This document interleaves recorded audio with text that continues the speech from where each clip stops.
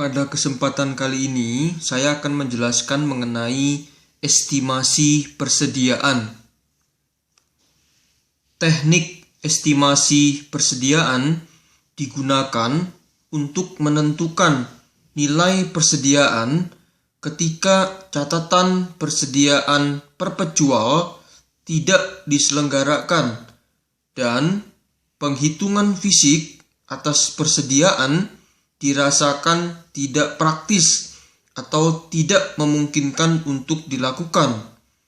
Sebagai contoh, perusahaan yang menggunakan metode pencatatan persediaan periodik mungkin membutuhkan laporan keuangan bulanan.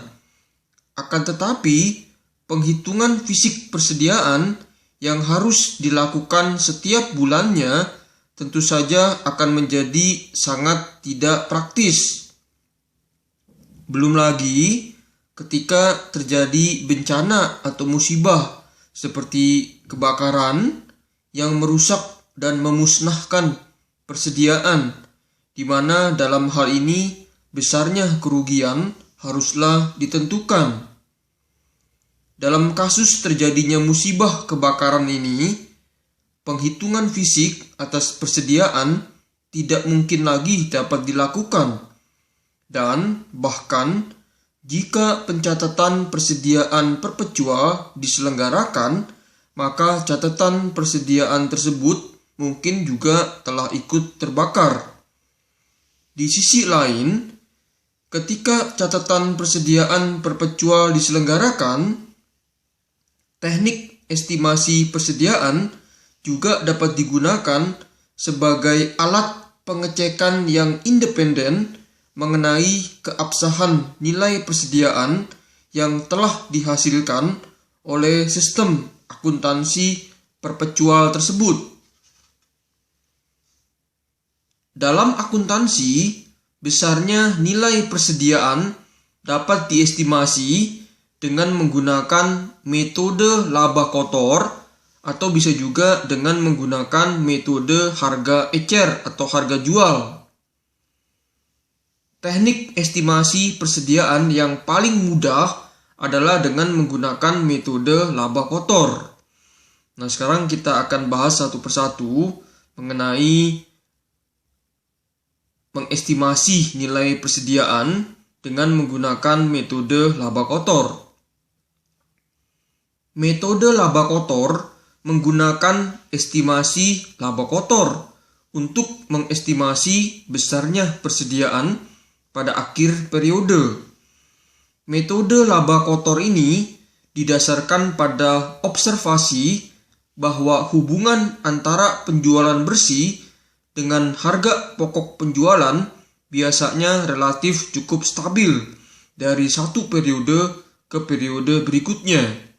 Jadi, besarnya persentase laba kotor untuk periode berjalan diasumsikan sama dengan besarnya persentase laba kotor yang dihasilkan dalam periode-periode sebelumnya.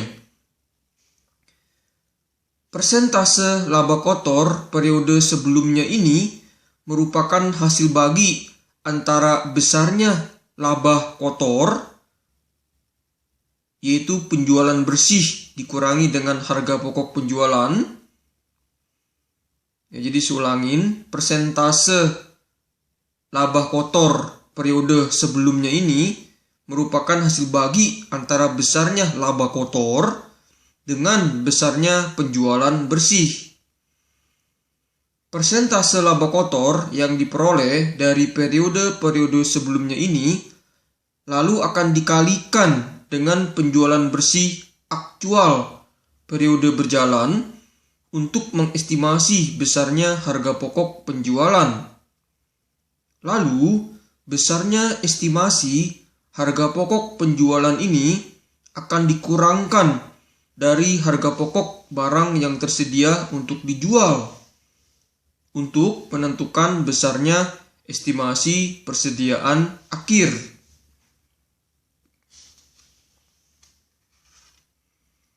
Lalu sekarang kita akan lihat mengenai metode harga ecer atau harga jual.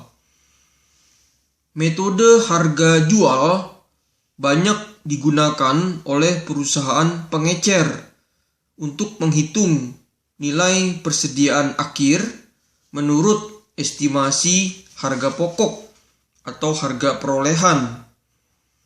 Sama seperti halnya dengan metode laba kotor, metode harga ecer ini dapat digunakan untuk menentukan besarnya estimasi persediaan kapanpun diinginkan, dan memungkinkan untuk mengestimasi nilai persediaan tanpa memerlukan waktu dan biaya untuk melakukan penghitungan fisik atas persediaan atau untuk menyelenggarakan catatan persediaan perpetual. Metode harga ecer akan tetapi lebih fleksibel dibanding dengan metode laba kotor. Karena dengan menggunakan metode harga ecer memungkinkan perusahaan untuk mengestimasi nilai persediaan berdasarkan metode penilaian FIFO, LIFO, atau biaya rata-rata, dan bahkan dengan menggunakan metode harga yang terendah antara harga perolehan dengan harga pasar atau yang dikenal dengan metode LCM sebagaimana yang telah saya bahas dalam video sebelumnya.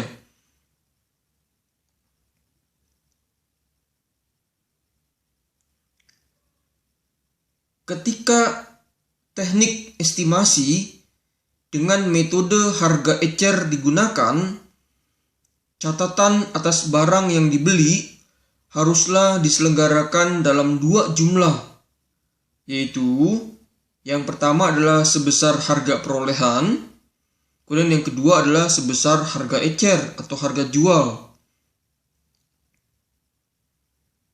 Untuk teknik estimasi metode harga ecer berdasarkan biaya rata-rata, besarnya persentase harga pokok dihitung dengan cara membagi barang yang tersedia untuk dijual menurut harga perolehan dengan barang yang tersedia untuk dijual menurut harga ecer.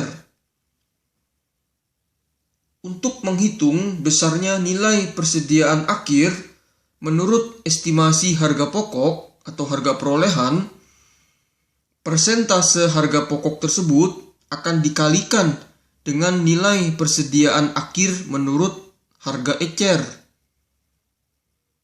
Nilai persediaan akhir menurut harga ecer ini dihitung dengan cara mengurangkan besarnya barang yang tersedia untuk dijual menurut harga ecer dengan jumlah penjualan bersih sepanjang periode. Dalam metode harga ecer yang berdasarkan biaya rata-rata, besarnya persediaan awal dan pembelian dijumlahkan bersama untuk menghitung satu persentase harga pokok atau harga perolehan. Demikian penjelasan dari saya mengenai metode estimasi persediaan. Untuk memahaminya atau mempelajarinya lebih lanjut, kalian dapat melihat di buku yang saya tulis yang berjudul Akuntansi Dasar 1 dan 2 yang diterbitkan oleh Grasindo atau penerbit Gramedia. Demikianlah, semoga dapat bermanfaat. Terima kasih, salam sukses.